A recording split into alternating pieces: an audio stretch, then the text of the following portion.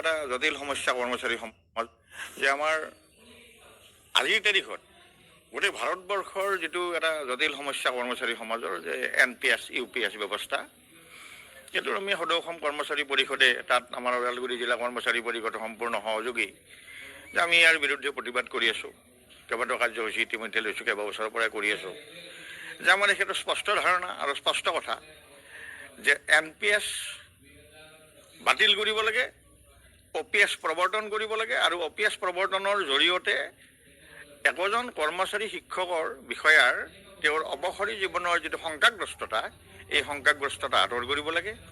আৰু নিশ্চিতভাৱেই আজি আপোনালোকক ক'ব পাৰোঁ যে এই যিটো প্ৰতিবাদ, এই ব্যৱস্থাৰ বিকল্প নোহোৱালৈকে, NPS ব্যৱস্থাৰ বিকল্প নোহোৱালৈকে সদৌ অসম কৰ্মচাৰী পৰিষদে এই প্ৰতিবাদ, এই সংগ্ৰাম অব্যাহত ৰাখিব। অন্যহাতে ৰাজ্যখনৰ যিবিলাক ধৰক আমাৰ অষ্টম দৰমহা আয়োগৰ কথা আহিছে, ইতিমধ্যে আমাৰ অসমৰ মাননীয় মুখ্যমন্ত্ৰী মহোদয়ে অষ্টম দৰমহা আয়োগৰ কথা ঘোষণা কৰিছে, যদিও কাৰ্যালয়ৰ ভিত্তিত একো স্মাৰক পত্ৰ বা অফিচ মেমৰেণ্ডাম ওলোৱা নাই। এইটো এটা জটিল সমস্যা কৰ্মচাৰী সমাজ যে আমাৰ আজিৰ তাৰিখত গোটেই ভাৰতবৰ্ষৰ যিটো এটা জটিল সমস্যা কৰ্মচাৰী সমাজৰ যে NPS UPS ব্যৱস্থা, সেইটো আমি সদৌ অসম কৰ্মচাৰী পৰিষদে তাত আমাৰ ওদালগুৰি জিলা কৰ্মচাৰী পৰিষদৰ সম্পূৰ্ণ সহযোগী যে আমি ইয়াৰ বিৰুদ্ধে প্ৰতিবাদ কৰি আছোঁ। কেইবাটাও কাৰ্যসূচী ইতিমধ্যে লৈছোঁ, কেইবা বছৰৰ পৰাই কৰি আছোঁ। যে আমাৰ সেইটো স্পষ্ট ধাৰণা আৰু স্পষ্ট কথা যে NPS বাতিল কৰিব লাগে, OPS প্ৰৱৰ্তন কৰিব লাগে আৰু OPS প্ৰৱৰ্তনৰ জৰিয়তে একোজন কৰ্মচাৰী শিক্ষকৰ বিষয়াৰ তেওঁৰ অৱসৰী জীৱনৰ যিটো শংকাগ্ৰস্ততা, এই শংকাগ্ৰস্ততা আঁতৰ কৰিব লাগে। আৰু নিশ্চিতভাৱেই আজি আপোনালোকক ক'ব পাৰোঁ যে এই যিটো প্ৰতিবাদ, এই ব্যৱস্থাৰ বিকল্প নোহোৱালৈকে, NPS ব্যৱস্থাৰ বিকল্প নোহোৱালৈকে সদৌ অসম কৰ্মচাৰী পৰিষদে এই প্ৰতিবাদ, এই সংগ্ৰাম অব্যাহত ৰাখিব। অন্যহাতে ৰাজ্যখনৰ যিবিলাক ধৰক আমাৰ অষ্টম দৰমহা আয়োগৰ কথা আহিছে, ইতিমধ্যে আমাৰ অসমৰ মাননীয় মুখ্যমন্ত্ৰী মহোদয়ে অষ্টম দৰমহা আয়োগৰ কথা ঘোষণা কৰিছে, যদিও কাৰ্যালয়ৰ ভিত্তিত একো স্মাৰক পত্ৰ বা অফিচ মেমৰেণ্ডাম ওলোৱা। নমস্কাৰ, চৰকাৰী কৰ্মচাৰী আৰু পেঞ্চনাৰ লগত জড়িত এটা গুৰুত্বপূৰ্ণ খবৰ ভিডিঅ'টোৰ যোগেদি জনাব বিচাৰিছোঁ। AINPS EFৰ 9টা দাবী সম্পৰ্কত এক গুৰুত্বপূৰ্ণ খবৰ আহিছে, যিটো NPS কৰ্মচাৰী সংগঠনৰ দাবী বুলি আমি ক'ব লাগিব। আৰু এই 9টা দাবী পূৰণৰ আহ্বানত AINPS EFে 9 দফীয়া দাবী চনত তেওঁলোকে প্ৰস্তুত কৰিছে। কিখিনি আছে সবিশেষ ভিডিঅ'টোৰ শেষলৈকে চাব। প্ৰথমটো হৈছে দৰমহা আৰু বেতন, পে এণ্ড চেলাৰী। ন্যূনতম মূল দৰমহা, য'ত লেভেল 1ত 50,000ৰ পৰা 60,000 টকালৈকে দাবী কৰিছে। ফিটমেণ্ট ফেক্টৰৰ ক্ষেত্ৰত 2.62ৰ পৰা 3.83লৈ ভিতৰত ৰখাৰ তেওঁলোকে দাবী জনাইছে। বাৰ্ষিক দৰমহা বৃদ্ধি 6% পৰা 7%, যাৰ ফলত সামগ্ৰিকভাৱে বছৰি প্ৰায় 10% বৃদ্ধি নিশ্চিত হয়। এনেধৰণৰ 9টা দাবী আছে। গতিকে প্ৰথম দাবীটো ন্যূনতম মূল বেতন, পে লেভেলৰ কৰ্মচাৰীৰ ক্ষেত্ৰত দেখা গ'ল। আৰু দ্বিতীয়টো দাবী আহিছে DA, দশমিক দুটা ঘৰলৈ গণনা, আৰু CA শিক্ষা ভাত্তা প্ৰতিটো সন্তানৰ বাবে মাহে 7,000 টকা স্নাতক পৰ্যায়লৈকে, আৰু ডিজিটেল সাৰথি ভাত্তা মাহে 2,000 টকা উচ্চ গতিৰ ব্ৰডবেণ্ড আৰু এয়াৰ বাবে। TA যাতায়াত ভাত্তা মূল দৰমহা 12% পৰা 15%লৈ ন্যূনতম 9,000 টকা দিয়ে। HR ক্ষেত্ৰতো তেওঁলোকে দাবী জনাইছে, ঘৰ ভাড়াৰ ক্ষেত্ৰত 10%, 20% আৰু 30%ৰ পৰা বৃদ্ধি কৰিবৰ কাৰণে কোৱা হৈছে। তৃতীয়টো দাবী হৈছে অগ্ৰিম আৰু বিত্তীয় একত্ৰীকৰণ। ব্যক্তিগত লেপটপৰ বাবে চাকৰিত যোগদানৰ সময়ত 1.5 লাখ আৰু প্ৰতি বছৰৰ মূৰে মূৰে ইয়াৰ নৱীকৰণ, প্ৰতি 4 বছৰৰ মূৰে মূৰে নৱীকৰণ যাতে কৰা হয়।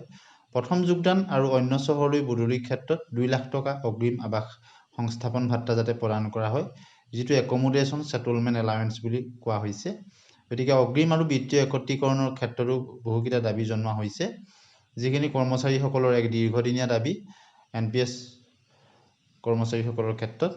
আৰু গতিকে প্ৰথম যোগদান আৰু অন্য চহৰলৈ বদলিৰ ক্ষেত্ৰত 2 লাখ টকাৰ যিটো অগ্ৰিম প্ৰদানৰ কথা কোৱা হৈছে। আৰু সুবিধাসমূহ হৈছে চতুৰ্থ যিটো দাবী, ছুটি, চিকিৎসা আৰু কল্যাণৰ ক্ষেত্ৰতো কোৱা হৈছে যে প্ৰতি জানুৱাৰীত 14 দিন CL প্লাছ 30 দিন EL প্লাছ 20 দিনৰ চিকিৎসা ছুটি প্ৰদানৰ দাবী জনোৱা হৈছে। অৱসৰ সময়ত 400 দিন পৰ্যন্ত EL নগদীকৰণ আৰু সীমাহীন সঞ্চয় 300+15। চাকৰিৰ সময়কালত বছৰি 30 দিন পৰ্যন্ত EL প্ৰদানৰ দাবী জনোৱা হৈছে আৰু নগদীকৰণ আৰু ইয়াক LTCৰ পৰা পৃথক কৰা। চাকৰি যোগদানৰ সময়ত মুঠ 90 দিনৰ অগ্ৰিম ছুটিকে আদি কৰি যিখিনি কৰ্মচাৰীসকলে দীৰ্ঘদিনত তেওঁলোকৰ সমস্যা পাই আহিছে সেইখিনি যাতে পূৰণ হয়। অৱসৰৰ সময়ত 400 দিন পৰ্যন্ত EL নৱীকৰণ আৰু সীমাহীন সঞ্চয়ৰ কথা কোৱা হৈছে আৰু সকলো ধৰণৰ চাকৰিত যোগদানৰ সময়ত যাতে মুঠ 90 দিনৰ অগ্ৰিম ছুটি, সামাজিক দায়বদ্ধতাৰ বাবে 45 দিন আৰু পৰিয়াল অভিভাৱকৰ যতনৰ বাবে 45 দিন সকলো ধৰণৰ ছুটি একত্ৰীকৰণ কৰাৰ দাবী কোৱা হৈছে, য'ত EL, CL, ML, EOL আদি থাকিব।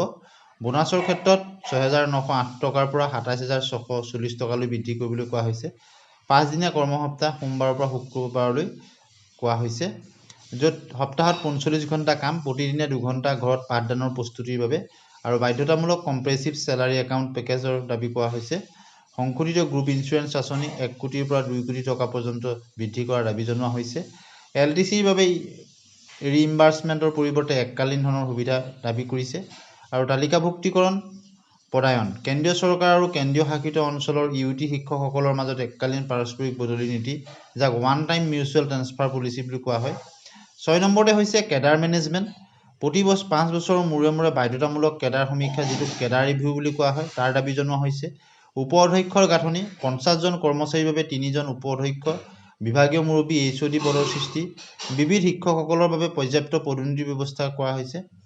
কেৰিয়াৰৰ অগ্ৰগতি, যাক কেৰিয়াৰ প্ৰগ্ৰেছন বুলি কোৱা হয়। MSCP আঁচনি 6, 12, 18, 24 বছৰত যাতে MSCP কৰা হয়। TGTৰ পৰা PGT পদোন্নতি 6-7 বছৰৰ ভিতৰত নিশ্চিত কৰাৰ দাবী জনোৱা হৈছে।